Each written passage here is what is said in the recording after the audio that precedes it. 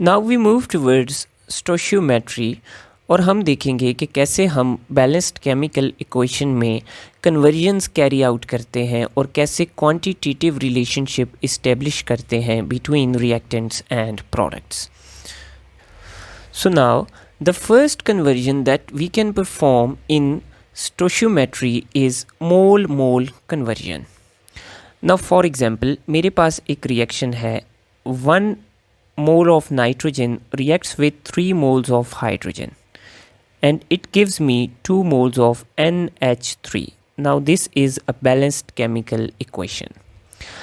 Now हमें अगर reactant के मोल दिए गए हैं तो हम प्रोडक्ट्स के मोल फाइंड आउट कर सकते हैं या प्रोडक्ट के मोल दिए गए हैं तो रिएक्टेंट के मोल्स फाइंड आउट कर सकते हैं. Now let's see both the conditions. So now first case है हमारे पास कि हमें मिले हैं 2 मोल्स ऑफ नाइट्रोजन. अब हमसे दो चीज़ें पूछी हैं कि हमारे पास 2 मोल्स ऑफ नाइट्रोजन है तो इससे अमोनिया के कितने मोल्स बनेंगे. So this is the first question. Second question ये है कि 2 मोल्स ऑफ नाइट्रोजन हाइड्रोजन के कितने मोल्स के साथ रिएक्ट करेंगे. सो हम देखते हैं कि 2 मोल्स ऑफ नाइट्रोजन से हमें अमोनिया के कितने मोल्स मिलेंगे. तो इसके लिए हम यूज़ करेंगे बैलेंस्ड केमिकल इक्वेशन. तो बैलेंस्ड केमिकल इक्वेशन में 1 mole of nitrogen is giving us 2 moles of ammonia. तो अगर हमारे पास 2 मोल्स ऑफ नाइट्रोजन है तो ये हमें कितने देंगे, डबल यानी 4 मोल्स ऑफ अमोनिया प्रोवाइड करेंगे. नाउ सेकंड क्वेश्चन ये है कि 2 मोल्स ऑफ नाइट्रोजन कितने मोल्स ऑफ हाइड्रोजन के साथ रिएक्ट करेंगे कंप्लीटली. सो बैलेंस्ड केमिकल इक्वेशन के मुताबिक 1 mole of nitrogen reacts with 3 mole of hydrogen. तो 2 मोल्स ऑफ नाइट्रोजन क्या करेंगे, डबल नंबर ऑफ हाइड्रोजन के साथ यानी 6 मोल्स ऑफ हाइड्रोजन के साथ रिएक्ट करेंगे. सो 2 मोल्स ऑफ नाइट्रोजन को हाइड्रोजन के 6 मोल्स रिक्वायर्ड हैं to completely carry out this reaction. So यूँ हम किसी रिएक्टेंट्स के मोल्स अगर पता हों तो उससे हम प्रोडक्ट के मोल्स और उसके साथ दूसरे रिएक्टेंट के जो रिक्वायर्ड नंबर ऑफ मोल्स हैं उनको कैलकुलेट कर सकते हैं. नाउ सेकंड थिंग ये है कि हम प्रोडक्ट्स से रिएक्टेंट्स को कैसे कैलकुलेट कर सकते हैं. तो अगर हमें प्रोडक्ट्स के मोल्स गिवन हैं तो हम रिक्वायर्ड अमाउंट ऑफ रिएक्टेंट्स को कैलकुलेट कर सकते हैं. फॉर एग्जांपल हमें कहा गया है कि हमारे पास 3 मोल्स ऑफ अमोनिया फॉर्म हुए हैं. एक रिएक्शन में 3 मोल्स ऑफ अमोनिया फॉर्म हुए हैं. Now you have to tell कि हमारे पास इस रिएक्शन में नाइट्रोजन के कितने मोल्स यूज़ हुए हैं और हाइड्रोजन के कितने मोल्स यूज़ हुए हैं. तो बैलेंस्ड केमिकल इक्वेशन में 2 मोल्स ऑफ अमोनिया बनते हैं 1 मोल ऑफ नाइट्रोजन से, यानी जितने मोल्स ऑफ अमोनिया बनेंगे उसके आधे मोल्स नाइट्रोजन के यूज़ होंगे. तो अगर 3 मोल्स बन रहे हैं तो कितनी नाइट्रोजन यूज़ होगी, तो 3 की आधी यानी 1.5 moles of nitrogen will be used. Now इसी तरह बैलेंस्ड केमिकल इक्वेशन में 3 मोल्स ऑफ हाइड्रोजन से बनते हैं 2 मोल्स ऑफ अमोनिया, यानी अमोनिया बनाने के लिए हमें 1.5 टाइम्स ज़्यादा हाइड्रोजन रिक्वायर्ड है. तो अगर हमने 3 मोल्स ऑफ अमोनिया बनाने हैं तो उसके लिए 1.5 टाइम्स यानी 3 मल्टीप्लाई बाय 1.5 हमें 4.5 मोल्स ऑफ हाइड्रोजन की ज़रूरत है. सो यूँ हम mole mole conversion carry out कर सकते हैं and this is the simplest conversion in stoichiometry. The second conversion is mole mass conversion. So mole mass conversion में हमें अगर एक साइड के मोल्स पता हैं तो हम दूसरी चीज़ों का मैस कैलकुलेट कर सकते हैं. फॉर एग्जाम्पल इसके लिए मैं एक इक्वेशन लेता हूँ कि कार्बन रिएक्ट करती है with 1 mole of oxygen and gives us 1 mole of carbon dioxide. So इसमें हम किसी एक रिएक्टेंट के मोल्स को यूज़ करके दूसरे रिएक्टेंट का मैस और प्रोडक्ट का मैस भी कैलकुलेट कर सकते हैं या प्रोडक्ट के मोल्स यूज़ करके रिएक्टेंट्स का मैस कैलकुलेट कर सकते हैं. So let's see both of these cases. So सबसे पहले हमें मिला कि हमारे पास कार्बन के 3 मोल्स हैं. सो कार्बन के 3 मोल्स के साथ रिएक्ट करने के लिए फर्स्ट क्वेश्चन इज़ कि ऑक्सीजन के कितने अमाउंट रिक्वायर्ड है. अब मोल मैस कन्वर्जन है तो ऑक्सीजन का हमसे मैस पूछा जाएगा और कार्बन के 3 मोल्स को यूज़ करके कितना मैस ऑफ कार्बन डाइऑक्साइड हमारे पास बनेगा। तो इसमें हम मोल्स को कन्वर्ट करेंगे मैस में। सबसे पहले बैलेंस्ड केमिकल इक्वेशन की तरफ जाएंगे। तो बैलेंस्ड केमिकल इक्वेशन में 1 मोल ऑफ कार्बन रिएक्ट करता है with 1 mole of oxygen molecule. तो 3 मोल्स ऑफ कार्बन कितने मोल्स ऑफ ऑक्सीजन के साथ रिएक्ट करेगा? तो चूंकि एक के साथ रिएक्ट करता है तो 3 moles of carbon 3 moles of oxygen के साथ रिएक्ट करेगा। अब हमने ऑक्सीजन का मैस निकालना है, तो mass is equal to moles multiply by molar mass. 3 are the moles, molar mass of oxygen is 32 grams. 3 moles of carbon react करेंगे कितने मैस ऑफ ऑक्सीजन के साथ? 96 ग्राम्स ऑफ ऑक्सीजन के साथ।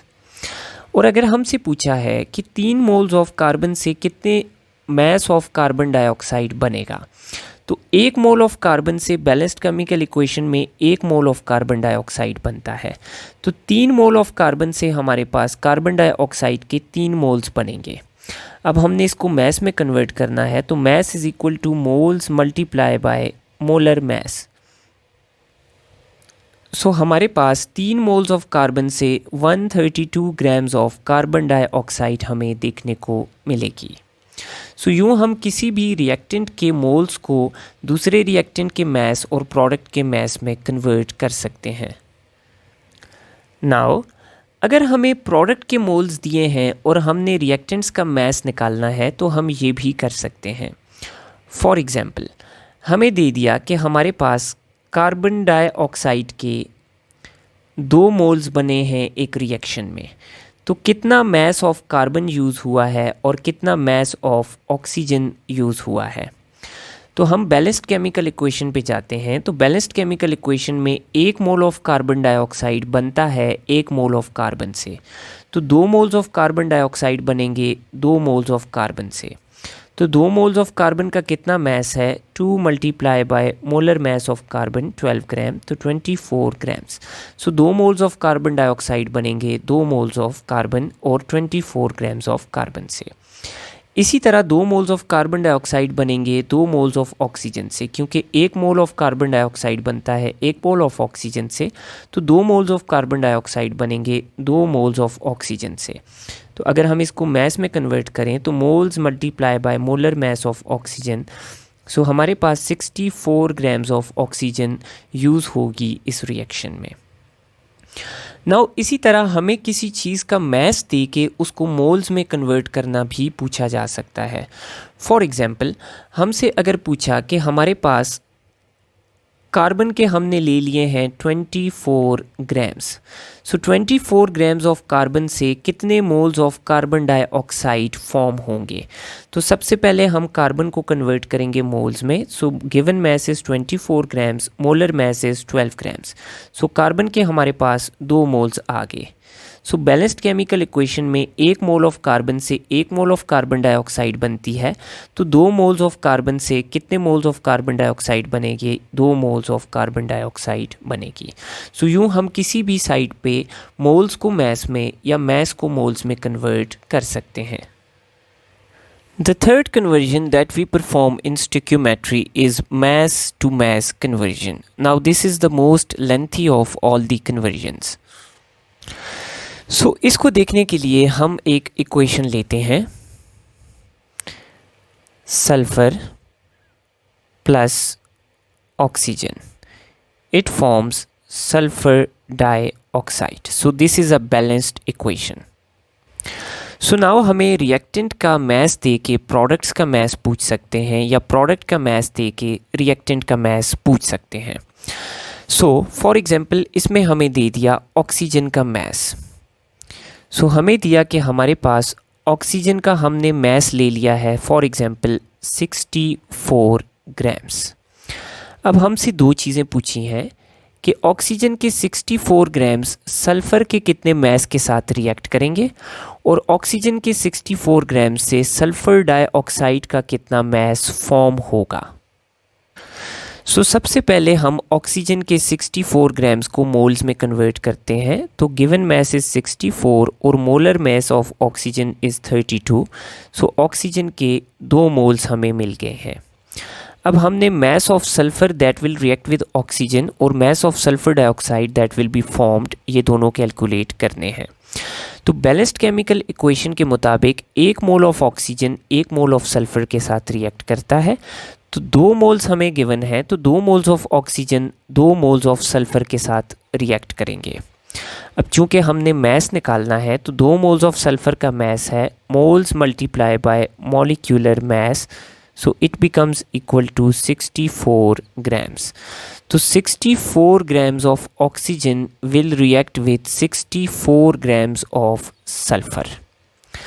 Now इसी तरह हमसे पूछा है कि हमारे पास सल्फर डाइऑक्साइड कितना फॉर्म होगा। सो बैलेंस्ड केमिकल इक्वेशन में 1 मोल ऑफ ऑक्सीजन से 1 mole of sulphur dioxide form होता है। तो 2 मोल्स ऑफ ऑक्सीजन से 2 moles of sulphur dioxide form होंगे। तो mass is equal to moles multiply by molar mess.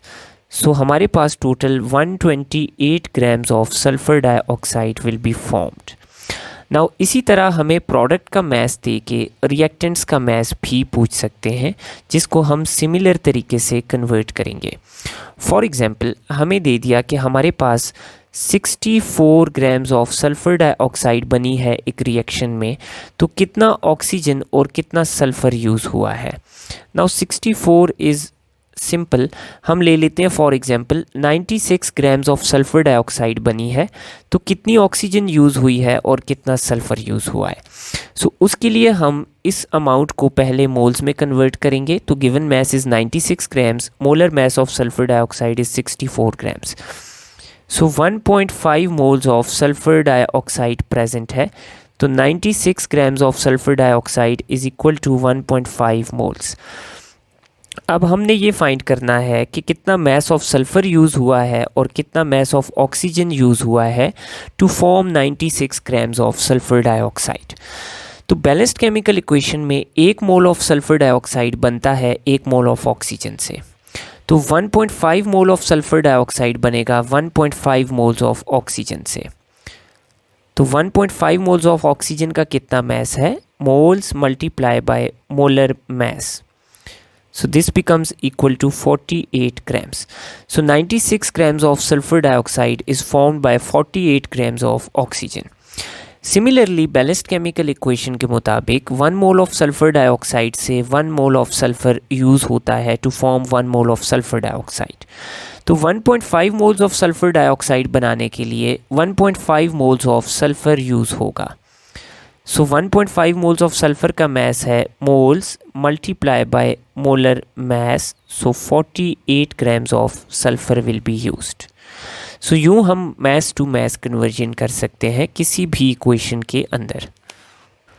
Now the fourth and very important conversion, जिसको हम gases के चैप्टर में भी डिटेल में स्टडी करेंगे, that is moles to moles और mass getting converted into volume. तो मोल्स मैस या वॉल्यूम की आपस में इंटर कन्वर्जन। सो नाउ इसके लिए हमारे पास फॉर्मूला है कि volume is equal to moles multiply by, अगर हमारे पास condition standard temperature and pressure हैं तो हमारे पास होगा 22.4 डेसीमीटर क्यूब। तो किसी भी गैस के 1 मोल का वॉल्यूम है 22.4 decimetre cube at standard temperature and pressure. Now standard temperature and pressure क्या है, तो स्टैंडर्ड टेम्परेचर है हमारे पास 0 डिग्री सेंटीग्रेड या 273 केल्विन, और स्टैंडर्ड प्रेशर कितना है 1 एटमॉस्फेयर। तो इन कंडीशंस में हम ये इक्वेशन यूज़ करेंगे। अगर हमारे पास कंडीशंस हैं रूम टेम्परेचर एंड प्रेशर, तो volume will be equal to number of moles multiply by 24 decimetre cube. Room temperature and pressure पे हम 24 डेसीमीटर क्यूब यूज़ करेंगे। रूम टेम्परेचर कितना होता है 25 डिग्री सेंटीग्रेड या 298 केल्विन, और रूम प्रेशर कितना है 1 एटमॉस्फेयर।